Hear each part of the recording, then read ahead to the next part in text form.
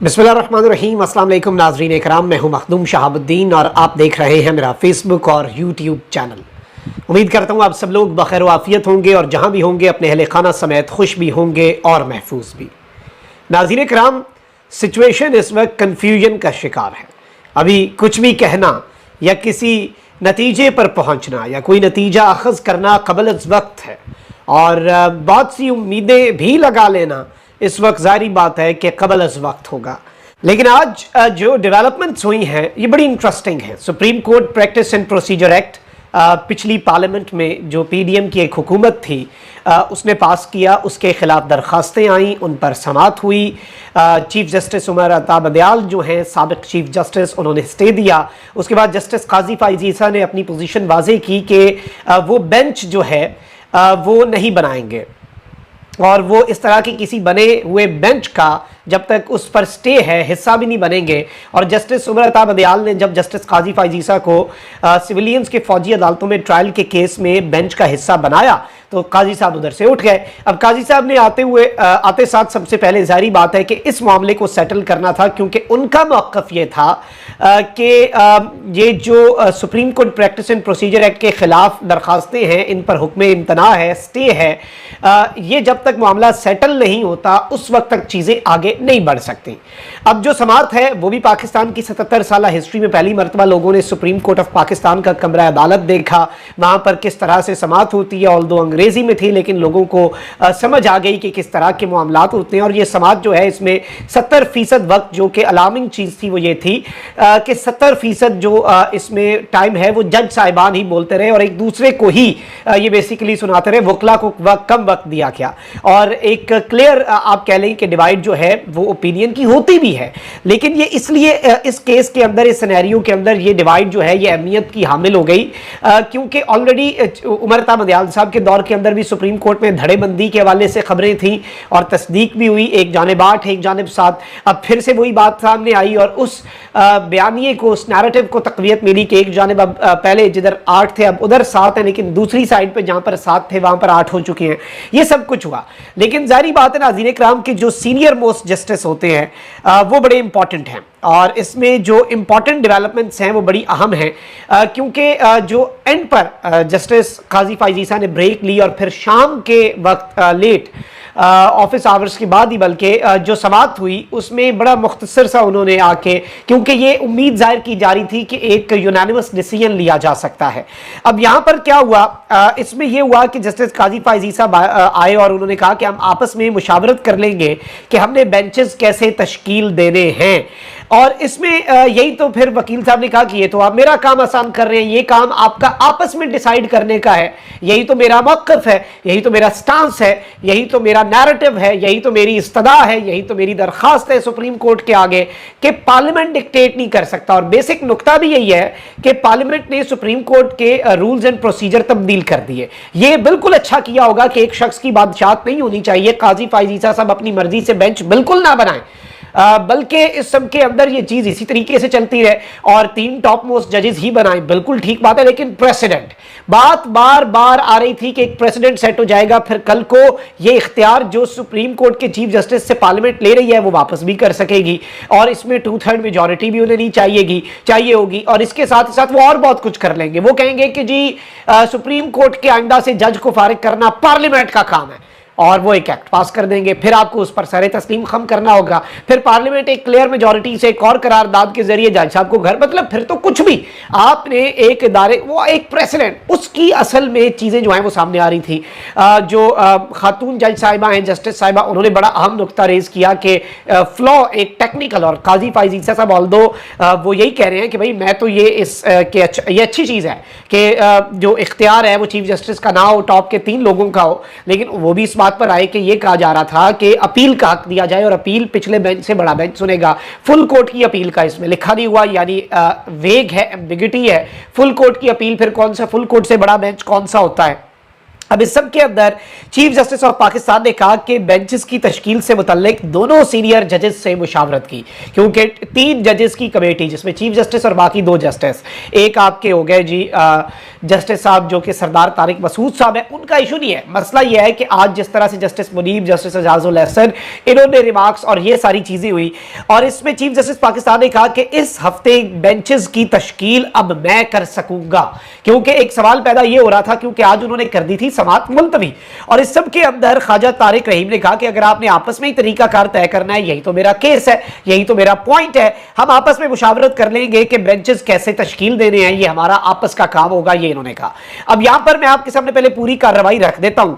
Supreme court ने practice and procedure act पर benches बनाने से मुतल्लिक हुक्म इम्तना ये रिपोर्ट किया जा रहा है जियो की तरफ से कि खत्म कर दिया, और एक्ट में शामिल दीगर मामलात पर फुल कोर्ट समाअत 3 अक्टूबर तक मुलतवी कर दी। यानी अब इसके ऊपर जो अगली समाअत है वो नाज़रीन कराम कब सुनी जाएगी? अगली इस पर समाअत होनी है एग्जैक्टली आप कह लें कि 2 हफ्ते बाद, और 3 अक्टूबर तक इसकी समाअत मुलतवी कर दी है। सुप्रीम कोर्ट में प्रैक्टिस एंड प्रोसीजर एक्ट के खिलाफ दरखास्तों पर समाअत चीफ जस्टिस पाकिस्तान की सरबराही में फुल कोर्ट ने की। चीफ जस्टिस काजी फाइज ईसा पहले अदालती दिन पर फुल कोर्ट की सरबराही की। सुप्रीम कोर्ट के 15 जजेस पर मुश्तमिल फुल कोर्ट ने supreme court practice and procedure act की समाअत की, जिसको बराह रास्त टीवी पर नशर किया गया। शाम में वक्फे के बाद जब समाअत शुरू हुई तो चीफ जस्टिस ने कहा कि आज नहीं लगता कि समाअत मुकम्मल हो, क्योंकि वो चाहते थे कि आज ही समाअत मुकम्मल हो जाए, और अगर तो वो ये चाहते तो फिर कल भी दोबारा ये केस सुना जा सकता था, परसों तक भी केस का फैसला हो सकता था। लेकिन इसमें यही बात है कि शायद जो सीनियर जजेस हैं उनके दरमियान एक इत्तफाक़े राय हुआ, और ये जो इत्तफाक़े राय है इसमें इन्होंने कहा कि मैंने अपने दोनों सीनियर जजेस से मुशावरत की कि क्या आप राजी हैं कि केस को पार्ट हर्ट कर रहे हैं, और अटॉर्नी जनरल ने बताया कि उन्हें सिंध ताश मुआहदे से मुतल्लिक मुकदमे के लिए वियना जाना है और ऑस्ट्रिया जाना है उन्हें। खुली अदालत में चीफ जस्टिस ने आज की समाअत का फैसला लिखवाया और हुक्मनामे में कहा कि दरखास्त गुजारों और अटॉर्नी जनरल को बेंच के सवालात के जवाब देना है। चीफ जस्टिस ने कहा कि प्रैक्टिस एंड प्रोसीजर के जरिए दरपेश चैलेंज पर अपने 2 सीनियर जजेस से मैं मुशावरत करूंगा। जस्टिस सरदार तारिक और जस्टिस एजाजुल एहसन ने माना कि हम अपने तौर पर प्रैक्टिस एंड प्रोसीजर तय करेंगे। यही तो नुकता था कि सुप्रीम कोर्ट अपने प्रैक्टिस एंड प्रोसीजर खुद तय करे, पार्लियामेंट डिक्टेशन ना दे, यही तो वो नुकता है। इसमें इन्होंने कहा कि चीफ जस्टिस काजी फाइज ईसा ने कि जस्टिस सरदार तारिक मसूद और जस्टिस एजाजुल एहसन ने माना कि हम अपने तौर पर प्रैक्टिस एंड प्रोसीजर तय करें। सुप्रीम कोर्ट ने हुक्म दिया कि तमाम फरीकैन 25 सितंबर तक जवाब जमा करवा दें।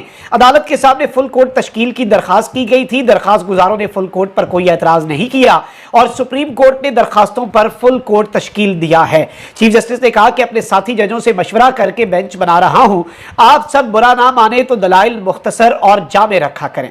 सुप्रीम कोर्ट ने प्रैक्टिस एंड प्रोसीजर पर बेंचेस बनाने से मुतल्लिक हुक्म इम्तना खत्म कर दिया और एक्ट के मुताबिक चीफ जस्टिस 2 सीनियर जजेस से मुशावरत करके बेंचेस तश्कील देंगे और इस सब के अंदर दीगर मामलात के ऊपर समाअत जो है वो जारी रहेगी। यानी कि जस्टिस एजाजुल एहसन साहब ने इस पर इत्तफाक किया है।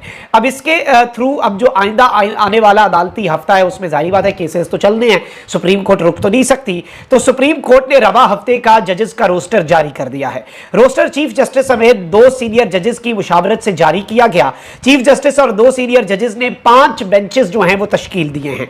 बेंच नंबर 1 में चीफ जस्टिस पाकिस्तान जस्टिस काजी फाइज ईसा, जस्टिस अमीनुद्दीन और जस्टिस अतर मिनल्ला शामिल हैं, जबकि बेंच नंबर 2 में जस्टिस सरदार तारिक और जस्टिस मुसरत हिलाली हैं। बेंच नंबर 3 में justice Ijazul Ahsan, justice Munib Akhtar, justice Shahid Waheed. Bench number 4 में जस्टिस याया अफरीदी, मज़ाहिर अली अकबर नकवी और मोहम्मद अली मजहर शामिल हैं। बेंच नंबर 5 में जस्टिस जमाल मंदोखेल, जस्टिस आयशा मलिक और जस्टिस हसन अजहर रिजवी भी शामिल हैं। अब यहां पर ये जो डेवलपमेंट्स हुई हैं ये एक बहुत बड़ा इत्तफाक़े राय जो है वो पैदा हुआ है। ऑल्दो जो फैसला आज करना चाह रहे थे काजी साहब वो नहीं कर सके। अब यहां पर जो इंपॉर्टेंट चीज है वो ये है कि जस्टिस काजी फाइज ईसा के हवाले से एक चीज क्लियर होती जा रही है कि जस्टिस काजी फाइज ईसा एस्टैब्लिशमेंट को स्टन करेंगे, वो उन्हें सरप्राइज देंगे और जाहिर बात है हर चीज जो है अब आपको कानून के, अब जस्टिस काजी फाइज ईसा जो है वो आइन और कानून की बात करते हैं। इलेक्शंस के हवाले से भी इलेक्शन एक्ट और सदर की दी गई तारीख का मामला भी सुप्रीम कोर्ट आना है और इसमें इमरान खान साहब की एक और दरखास्त भी लगी हुई है जिसमें उन्होंने आर्मी एक्ट और ऑफिशियल सीक्रेट एक्ट में तरामीम के खिलाफ सुप्रीम कोर्ट में दरखास्त दी हुई है। 90 दिन में इलेक्शंस का मामला भी आएगा। एक जानिब इलेक्शन एक्ट में तरमीम है, दूसरी जानिब आइन है। ये सारे चैलेंजेस तो जस्टिस काजी फाइज ईसा के सामने खड़े हैं और आते साथ बड़े चैलेंजेस खड़े हैं। पीटीआई ने लगातार पहले एक स्टेटमेंट दी और अब कोर कमेटी ने भी कह दिया कि आप मुल्क के अंदर लॉलेसनेस जो हो रही है उसे खत्म करवाएं। अदालत जो है और जुडिशरी जो है वो मुल्क के अंदर आइन और कानून की धज्जियां उड़ाए जाने के अवामिल और जबरी गुमशुदगियों के आगे बंद बांधने में नाकाम है। जस्टिस साहब उसमें अपना किरदार अदा करें, नए चीफ जस्टिस। अब इस सब में जस्टिस काजी फाइज ईसा जो है उनके हवाले से एक चीज कही जा रही है कि वो एस्टैब्लिशमेंट को सरप्राइज कर रहे हैं। अभी तक ऐसा लगेगा एज ऑफ येट, क्योंकि मैंने शुरू में कहा कि कंफ्यूजन है और अभी किसी के खिलाफ या किसी के हक में या किसी के हवाले से कोई ओपिनियन फॉर्म कर लेना बहुत कबल अज़ वक्त है। अगर सुप्रीम कोर्ट के अंदर कंसेंसस आ चुका है तो एक चीज इससे वाज़ेह है कि it is a big setback for the powerful, और नवाज शरीफ और कंपनी जो है वो अफोर्ड नहीं कर सकती कि काजी साहब जो है वो इनके अगेंस्ट हों। और जाहिर बात है कि इसमें देखना यह है कि ताकतवरों को अगर सरप्राइज मिलता है तो क्या नवाज एंड कंपनी काजी साहब से जो उम्मीदें लगाए हुए इस साइड ऑफ द आप कह लें कि लाइन के इस साइड पे होंगे या लाइन के उस साइड पे होंगे, ये एक बहुत बड़ा उनके लिए इम्तिहान है। इमरान खान साहब जो है वो मजबूरी बन सकते हैं इस सारी की सारी सिचुएशन में, पावरफुल की जो पावरफुल हल्के हैं या पावर कॉरिडोर्स है उनकी। लेकिन इमरान खान साहब जो है वो एक चीज़ के ऊपर डटे हुए हैं, अड़े हुए हैं, जिद लगा के बैठे हैं। वो जिद है कि जी आइन और कानून, खान आइन और कानून के मुताबिक चलेगा, ये खान की जिद है, वो इसके अलावा कुछ और नहीं चाहता, वो आइन और कानून की बालादस्ती चाहता है। अच्छा, ये जो काजी साहब के वाले से इसमें जो एक कंसेंसस बिल्ड हुआ है ये एक बड़ा धचका है जो इस वक्त मैनेजमेंट करना चाह रहे थे चीज़ों की, और सुप्रीम कोर्ट के हवाले से ये जो कंसेंसस बिल्डअप हुआ है टॉप के 3 जजेस में, क्योंकि इसमें वरना ये भी हो सकता था तीसरे जज साहब जो जस्टिस अज़ुल हसन वो इसमें कोई अपना पॉइंट रेज कर देते, लेकिन ये जो कंसेंसस बिल्डअप हुआ है इसने बहुत कुछ क्लियर किया है। और इस सब के हवाले से जाहिर बात है कि आइंदा आने वाले दिनों में हर चीज़ कंफर्म हो जाएगी। मैं कह रहा हूँ just give it some time, क्योंकि जो कोई एप्लीकेशन जो खान साहब की लगी है या दीगर चीजें उन पर कोई भी चीज इनके खिलाफ आई तो जाहिर बात है या खान साहब की तरफ से आई या इमरान खान साहब के खिलाफ आई तो इसमें जस्टिस काजी फाइज ईसा साहब के पास या सुप्रीम कोर्ट में कुछ भी आया तो बेंचेस की तश्कील से लेकर उन पर फैसलों से हर चीज वाज़ेह हो जाएगी कि जस्टिस काजी फाइज ईसा साहब जो हैं वो कहां पर स्टैंड कर रहे हैं। और इस सब में अभी तक जो चीजें हैं वो लॉ और कॉन्स्टिट्यूशन, आइन और कानून के लिए पॉजिटिव हैं, लेकिन जाहिर बात है आइंदा आने वाला वक्त मजीद बेहतर अंदाज में हमें बता सकता है कि मामलात किस तरफ को जाएंगे और असल कहानी क्या है। कमेंट सेक्शन में राय का इजहार जरूर करें। अपना बहुत ख्याल रखें। अल्लाह निगहबान। पाकिस्तान।